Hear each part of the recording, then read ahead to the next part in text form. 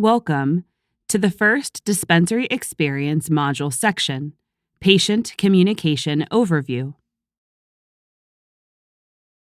The care of a medical cannabis patient is not isolated to just the dispensary. In the best scenario, it is an ongoing relationship between the patient, their practitioner, and the dispensary staff in order to ensure everyone is on the same page in regard to the care of the patient.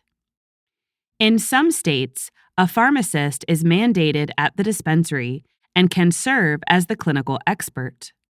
In others, dispensary associates may have little to no medical training.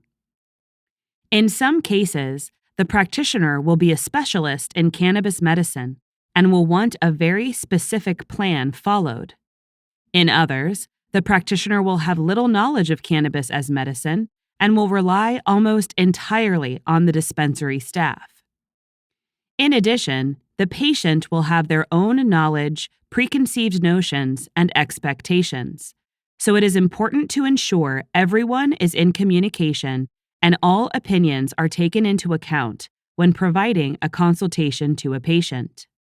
It is also important as a practitioner to be able to assess and evaluate the services of different dispensaries in your area to ensure your patients are receiving the best possible care. The patient treatment cycle is an ongoing process by which information is collected, assessed, a plan is developed and implemented, and after following up with the patient, you start the process over by collecting information about how the patient is responding to the initial plan, assessing that information, and adjusting the plan accordingly. This ongoing process requires input from both the patient, the practitioner, and the dispensary staff to properly understand and assess the patient's plan and success or failure. The first few moments of a patient conversation are often the most important. Make sure that you listen first and use open body language to listen and look for underlying feelings. Often, it's important to embrace silence to allow the patient adequate time and space in which to express themselves. You should start by sitting so that you are near to and facing the patient. Lean toward them and make eye contact.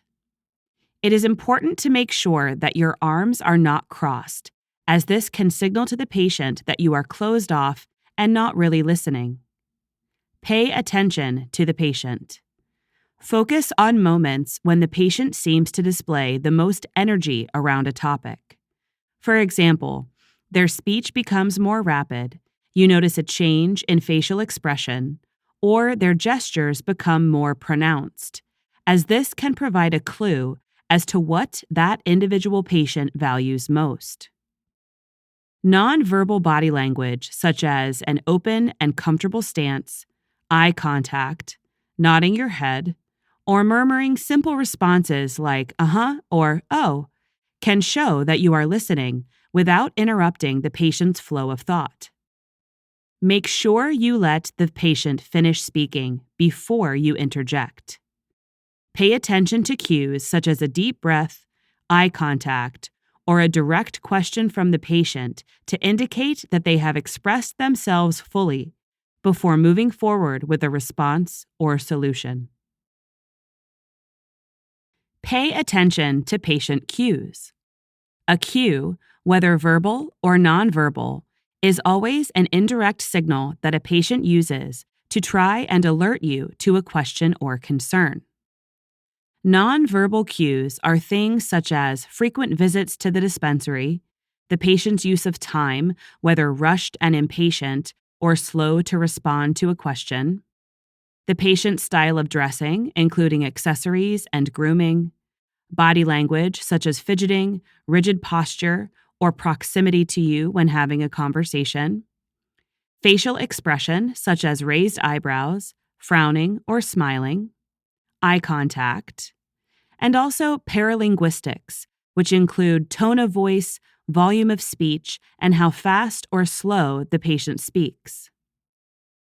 Verbal cues are things such as choice of words, vocabulary and pronunciation, conversation that is out of context, trailing sentences, and doorknob questions, which are questions the patient asks as you are ending the conversation or walking away from them, and are typically things that they are nervous to bring up in the initial conversation.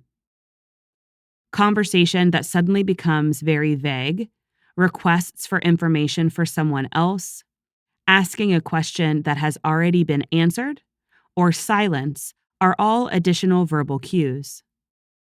You may be able to discover certain characteristics about an individual from the cues they are giving you, such as their level of education and personality. Cues might also point to problems patients are experiencing if they are unable to talk about them directly during a consultation. That is often the case when there is a change in the pattern of consultations or a change in the patient's usual behavior during a consultation, such as a question that is out of context or a statement that is repeated. These are all ways to alert you to a concern, a hesitation, or a lack of understanding or agreement of the conversation. Once you begin paying attention to patient cues, you also need to understand how to properly respond to them. For nonverbal cues, you can often address the cue by acknowledging it with a question. For example, I sense that you may be nervous about trying cannabis for the first time. Is that the case? Or, am I right in thinking you seem pressed for time? With verbal cues, you can address the cue by repeating what the patient has said. If the patient says, I am upset, you can respond by saying, You're upset? Or you can explore the cue with an exploratory question. For example, you mentioned that your brother was addicted to opioids. Did you think that's what might be happening to you? These are all ways you can use your innate understanding of patient body language and cues in order to address the questions they may be too hesitant to ask you directly. When asking patients questions, it is important to try and use open-ended questions whenever possible. These are questions that cannot be answered with a simple yes or no response and require the patient to expand on their answer. Examples of open-ended questions are, what other medications are you taking? What are your concerns? What do you know about the endocannabinoid system? Asking leading questions, which lead the patient to a specific answer, or simple yes or no response questions, will not give you useful information and can often confuse patients into agreeing with things they do not necessarily understand or agree with. Examples of things not to say are, you've used cannabis before, right? Or, looks like your doctor explained everything to you, so what do you want?